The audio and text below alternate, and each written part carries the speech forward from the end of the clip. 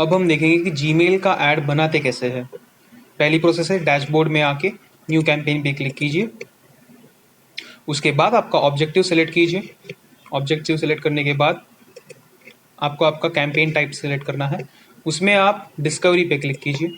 Discovery में click करने के बाद कंटिन्यू पे क्लिक कीजिए। उसके बाद यहाँ पे आपका बिजनेस का वेबसाइट टाइप कीजिए, NES, यहाँ पे जैसे मैं टाइप कर रहा हूँ।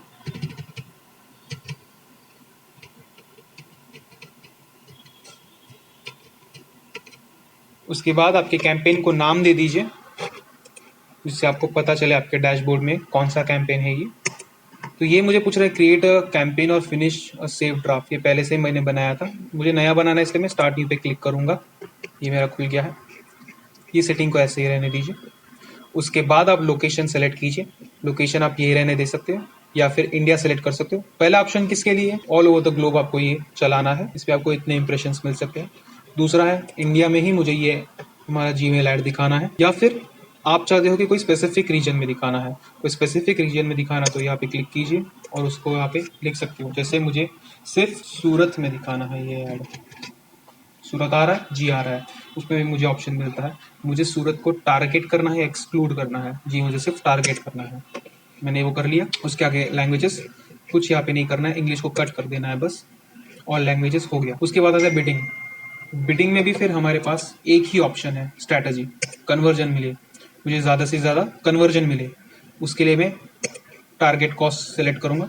टारगेट कॉस्ट पर एक्शन कितना होना चाहिए मेरे लिए, यहाँ पे मैं लिखूंगा, अमाउंट डाल देता हूँ 50। या फिर अगर कम रहेगा तो गूगल मुझे सजेस्ट करेगा आप 50 मत कीजिए, आप 470 रखिए, वो आपको बेटर रिजल्ट दे पाएगा। ठीक है, एवरेज कॉस्ट पर एक्शन में 470 हो गया मेरा। इतने मुझे इंप्रेशंस अभी भी मिल रहे हैं। ये मेरा हो गया सेट बिडिंग का। उसके बाद मुझे बजट सेट करना है। मैं सेट करूंगा मेरा डेली बजट हो 500 रुपीज का। ओके, ये मुझे और बढ़ाने के लिए बोल रहा है। ये तो आपके कैंपेन टू कैंपेन डिपेंड करता है क्या होगा।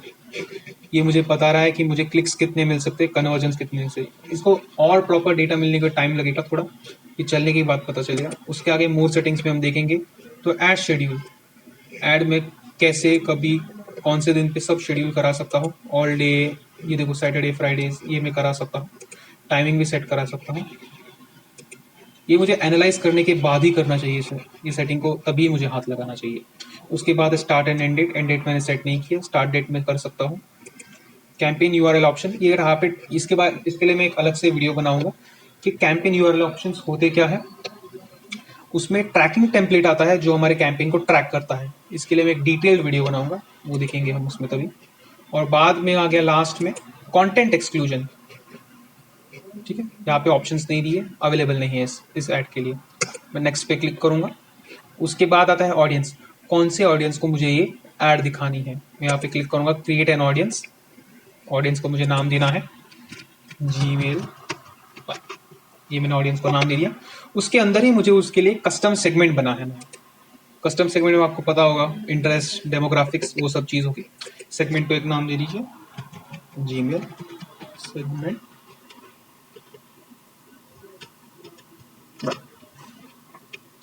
मैंने ही नाम दे दिया। अभी आगे मेरे पास और दो ऑप्शन है, उनके इंटरेस्ट के हिसाब से मुझे उनको सेगमेंट करना है, या वो क्या सर्च करते हैं उसके हिसाब से मुझे सेगमेंट करता है। मैं इंटरेस्ट के हिसाब से भी कर सकता हूँ। उनका अगर इंटरेस्ट है एंटीवायरस, समझो अगर मैं एंटीवायरस की ऐड बना रहा हूँ तो ये भी एक अच्छा है, ऐसा कर सकता हूँ मैं, ये भी कर सकता हूँ मैं।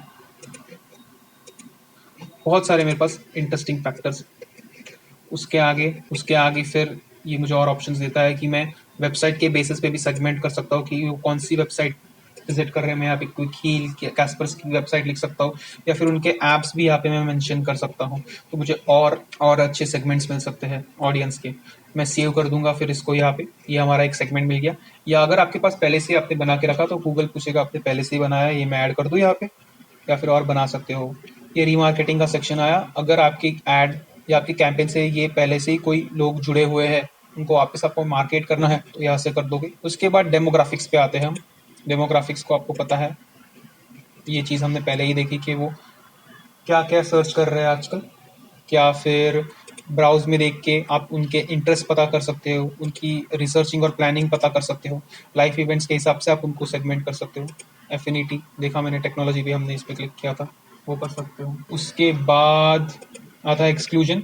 इस पर आपको सेलेक्ट करना है कि कौन से रीमार्केटिंग की जो लिस्ट है उसमें से कौन से लोगों को मैं एक्सक्लूड कर दूँ, ये चीज़ यहाँ पे आएगी। और लास्ट में बचता है डेमोग्राफिक्स, ये रिकमेंडेड है, इसको आप ज़रूर कीजिएगा। कौन से जेंडर को दिखाना है, कौन से एज ग्रुप को दिखाना है मुझे, यहाँ पे मैं एज ग्रुप सेलेक्ट कर सकता हूँ अप टू 40 को, जैसा मुझे चाहिए वैसा 65 रेंज पे। एडिशनल डेमोग्राफिक्स में हम करेंगे कि ये पेरेंटल स्टेटस है, वो कर सकते हो, और हाउस होल्ड इनकम है, ये भी कर सकते हो। ये पूरा डेमोग्राफिक्स में आ गया। ये इनको सब हम टारगेट, ये अगर आप जो प्रॉपरली सेलेक्ट करोगे तो इस हिसाब से टारगेटिंग होगी हमारी जीमेल ऐड की।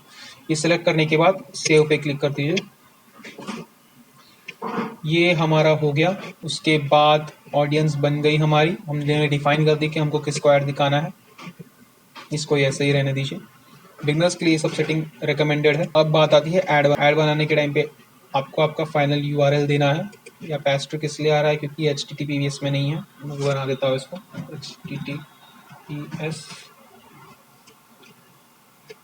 ओके, अभी चला गया यहाँ से।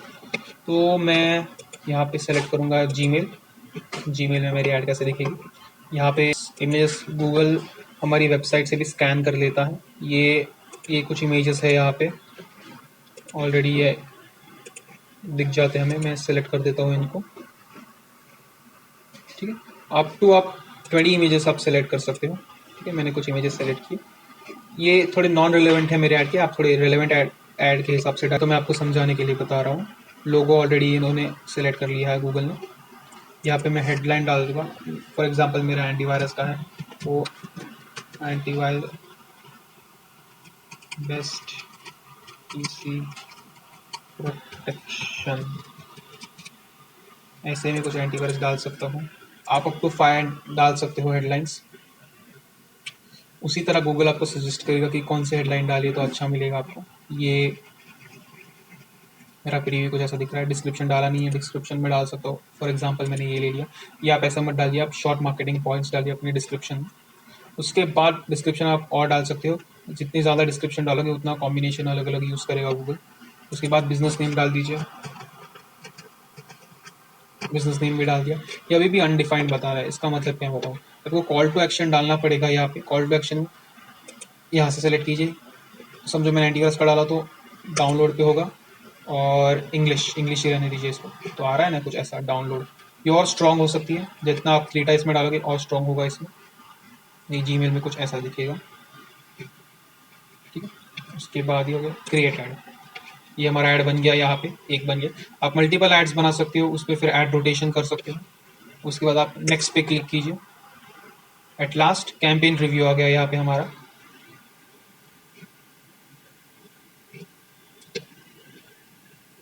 ठीक है, ये कुछ सेटिंग है यहाँ पे, ये आप देख सकते हो।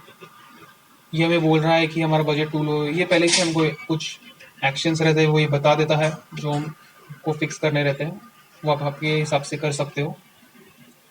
उसके बाद कैंपेन रिव्यू में ये सब डिटेल्स आप चेक कर लीजिए।